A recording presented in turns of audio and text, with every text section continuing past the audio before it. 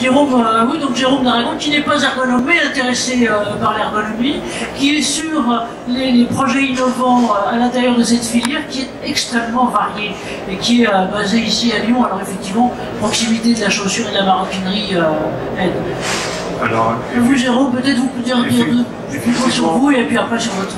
D'abord, la structure, le centre pédiculaire, effectivement, c'est même un CPDE, un comité professionnel de développement économique maintenant, consacré à la filière cuir française. Donc, cette filière cuir française représente plus de 800 entreprises, des très petites entreprises jusqu'à des grands groupes que vous connaissez sans doute. Donc ça concerne tout d'abord le cycle du cuir, commence par des abattoirs, bien sûr, avec les postes de dépouillage et de salage et de tri des peaux. Donc là, vous imaginez bien qu'il y a aussi des métiers extrêmement pénibles pour manipuler ces peaux.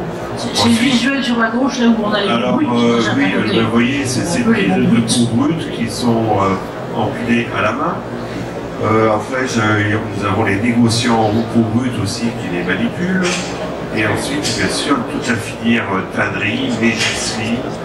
Là aussi, ces opérateurs doivent alimenter des machines, doivent récupérer ces peaux en sortie de machine et les projeter pour les mettre à plat correctement sur un chevalet.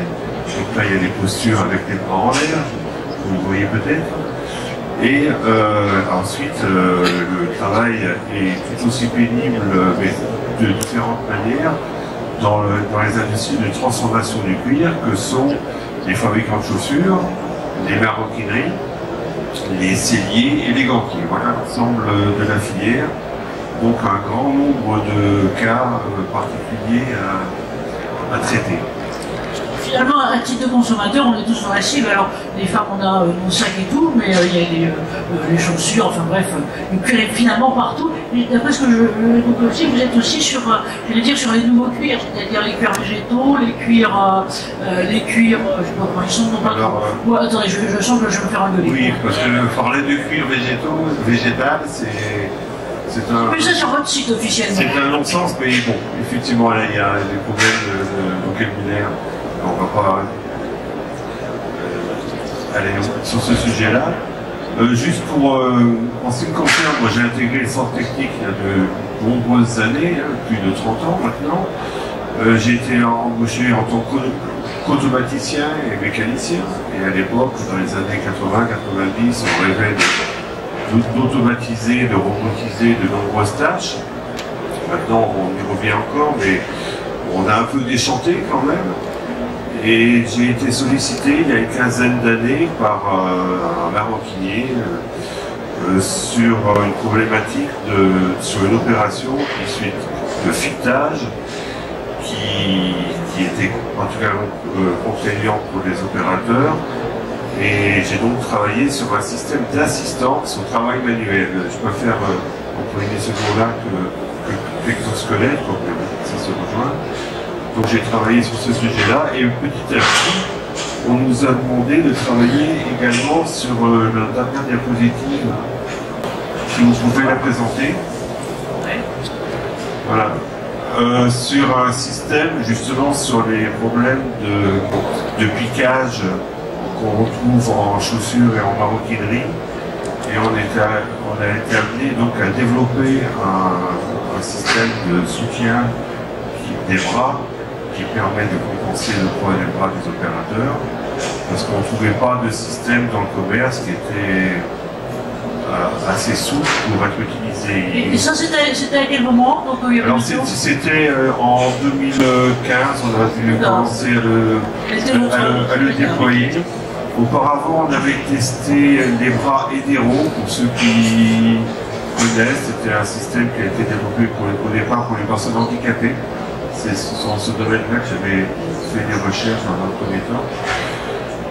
Mais il s'était révélé qu'il n'était pas très facile à régler. Donc voilà, c'est le genre d'exemple qu'on a pu développer. Et puis maintenant est arrivé les exosquelettes.